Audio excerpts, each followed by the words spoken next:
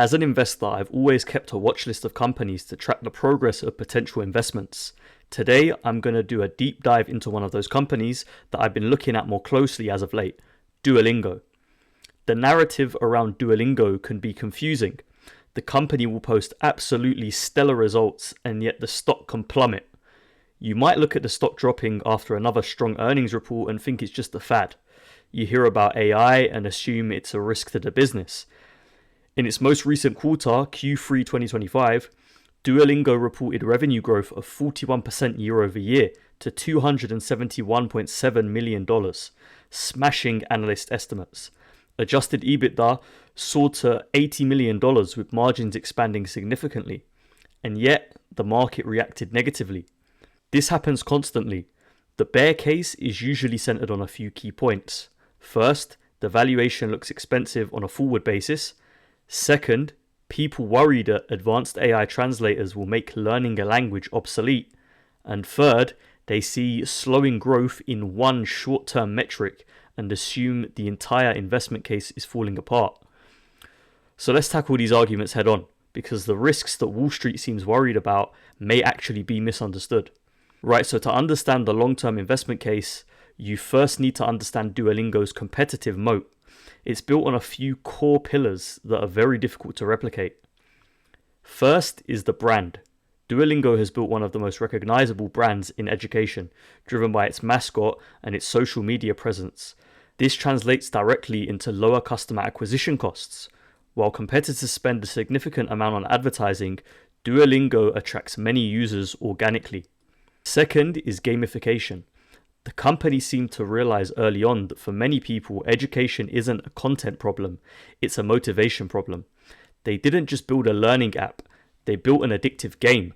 Features like streaks and leaderboards are sophisticated tools designed to build daily habits. This is why their user engagement is so high. As of their last report, the company had an incredible 135 million monthly active users and, more importantly, over 50 million daily active users. That daily habit is the foundation of their entire business model. And that leads to the third and most powerful part of the moat, a data network effect. With over 100 million users generating data every single day, Duolingo has the largest language learning dataset in the world.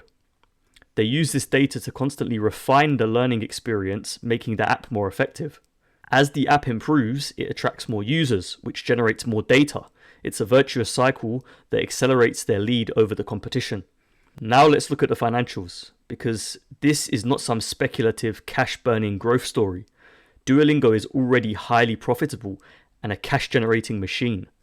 Let's just look at the trajectory. Annual revenue has grown from around $70 million back in 2019 to a point where the company now expects to generate over $1 billion in revenue for the full year 2025. And this is incredibly profitable growth. The company has gross margins consistently above 70%, which is better than many top-tier subscription businesses like Netflix or Spotify. But here's what's even more impressive. The operating leverage is kicking in. In the third quarter of 2025, while revenue grew 41%, adjusted EBITDA grew by 70%, with margins expanding to a record of 29.5%. Free cash flow is also growing rapidly, reaching $77 million for the quarter.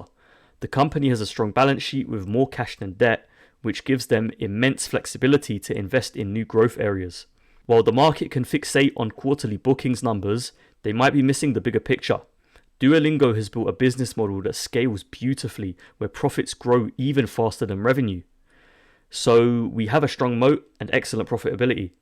But where does the future growth come from? It comes from a few massive and I think underappreciated growth levers. First, and most importantly, is vertical expansion.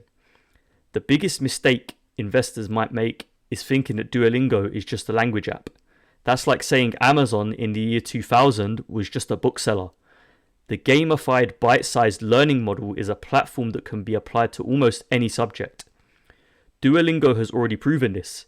They officially launched courses in music and math, and more recently, the company revealed that their new chess course became its fastest growing subject ever.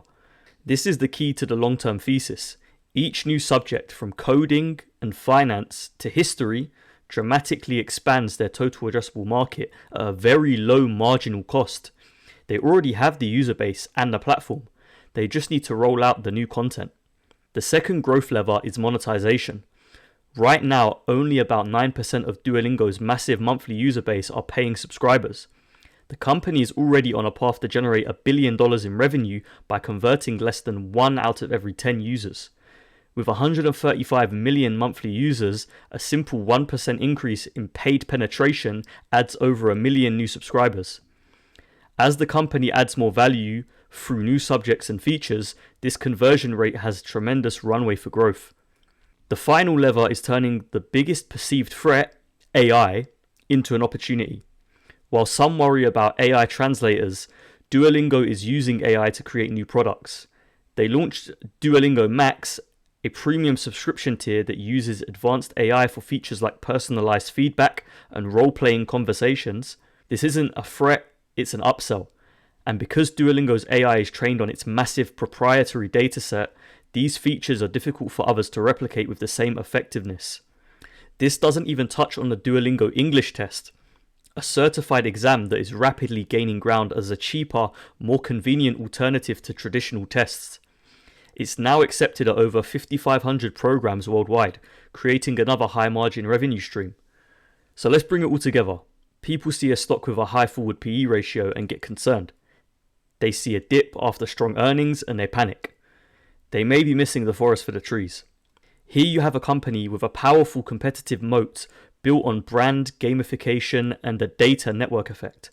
You have a financial model that is already highly profitable and generating significant free cash flow. And you have a clear path to expansion by moving into new educational subjects, increasing monetization, and leveraging AI. When you combine this market position with its proven profitability and a clear roadmap for massive expansion, the current valuation starts to look more reasonable. The title of this video is ambitious, but it's based on this thesis, that this isn't just a language learning app, but a company building the future of a global, accessible education platform. That is the path that could lead to a significant return over the long term. So that's my thesis, but I want to hear yours. Are you buying Duolingo stock?